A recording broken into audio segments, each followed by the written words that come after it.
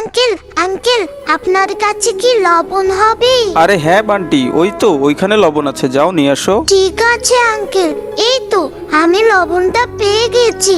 Uncle, এই লবণটা নিয়ে গেলাম তাহলে। আচ্ছা বান্টি, লবণ দিয়ে কি করবে তুমি? আঙ্কেল, লবণ দিয়ে আমি লুডুস রান্না করব। দাদুর আজ জন্মদিন, আর দাদু খুব অসুস্থ। তাছাড়া দাদু লুডুস খেতে চেয়েছে, তো তাই। সাবধানে রান্না করো, তুমি তো অনেক ছোট।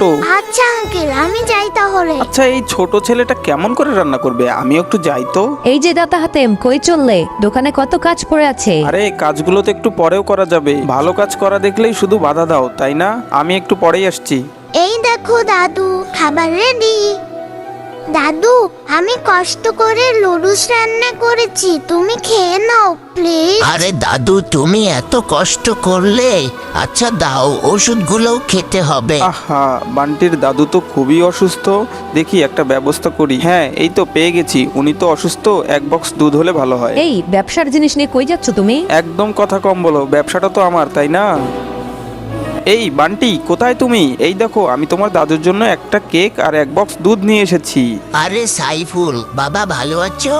হ্যাঁ কাকু, আমি ভালো আছি। আপনার শুনলাম আজকে নাকি জন্মদিন, তাই আমি একটা কেক নিয়ে এসেছি। চলেন, এখন আমরা সবাই মিলে জন্মদিন পালন করব আপনার।